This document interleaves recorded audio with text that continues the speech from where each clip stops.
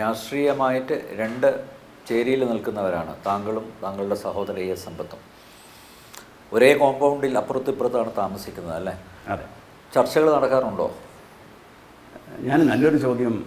എൻ്റെ അമ്മ ആശുപത്രി, എൻ്റെയും അദ്ദേഹത്തിൻ്റെ അമ്മ ആശുപത്രി കിടക്കുന്ന സമയത്ത്, അന്ന് പിന്നെ വേറെ വലിയ രാഷ്ട്രീയമൊന്നുമില്ലല്ലേ, രണ്ടുപേരും വെളിയിലിരിക്കുന്നു. അമ്മയ്ക്ക് ഒരു ഫ്രാക്ചർ, അതിൻ്റെ സർജറി, ഇൻറ്റൻസീവ് കെയറിൽ ഇഷ്ടംപോലെ സമയമുണ്ട്.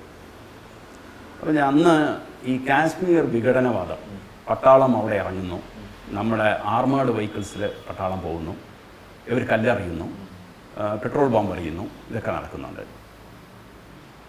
അന്ന് ഇന്ത്യയിലെ പ്രതിപക്ഷം കോൺഗ്രസ്, കമ്മ്യൂണിസ്റ്റ്, CPM എന്നെല്ലാം പറയുന്നവർ എല്ലാവരും കാശ്മീരിലുള്ള ഇന്ത്യൻ ജനത അതിനെതിരെ പട്ടാളം തോക്കെടുക്കുന്നു, ഇത് ശരിയല്ല, അത് അവരെ നമ്മൾ ജനങ്ങളായിട്ട് കാണുന്നില്ല എന്നൊക്കെ പറഞ്ഞ് പ്രസ്താവനകളും ഓരോ അവിടെ മീറ്റിങ്ങുകളും സംഭാഷണമൊക്കെ നടക്കുന്നു.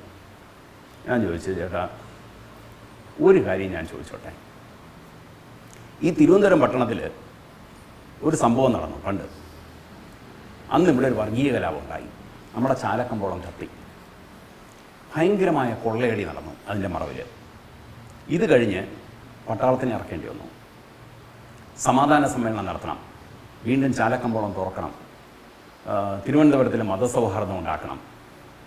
അന്ന് ഒരു വലിയൊരു മാർച്ച് ഹിന്ദു നേതാക്കൾ, മുസ്ലിം നേതാക്കൾ, നല്ല രാഷ്ട്രീയ പാർട്ടികൾ ഇവരെയൊക്കെ പങ്കെടുപ്പിച്ചുകൊണ്ട് അന്ന് ആ ജാഥ നയിച്ചത് നമ്മുടെ അച്ഛനാണ്, സഖാവൻ വിൽക്കൻ.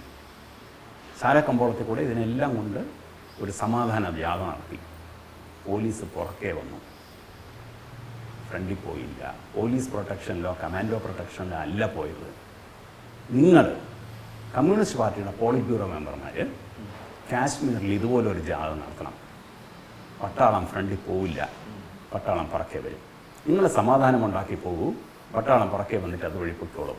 ചെയ്യാൻ പറ്റുമോ? ധൈര്യമുണ്ടോ? ഉത്തരവില്ല. മനസ്സിലായില്ലേ? അതിന് കമ്മ്യൂണിസ്റ്റ് പാർട്ടി ആയാലും പോളിറ്റ് ബ്യൂറോ ആയാലും അവന്മാർ പെട്രോൾ ബോംബ് എറിയും, അല്ലെങ്കിൽ എറിഞ്ഞു കൊല്ലും. കാരണം അവൻ്റെ ഉദ്ദേശം ഭാരതത്തിനെ തകർക്കുക എന്നുള്ളതാണ്, അവിടെ സമാധാനം ഉണ്ടാക്കരുതെന്നുള്ളതാണ്. അതിന് ആര് വന്നാലും അവരെ ശത്രുവായിട്ടേ കാണുന്നുള്ളൂ. ഇതാണ് സത്യം.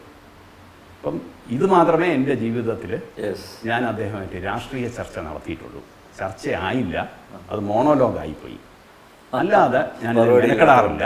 അദ്ദേഹം ഒരുപാട് വായിക്കുന്ന ആളാണ്, ഒരുപാട് ചർച്ചകളിൽ പങ്കെടുക്കുകയും മിക്കവാറും എല്ലാ പത്രങ്ങളും വായിക്കുന്ന ആളുമാണ്.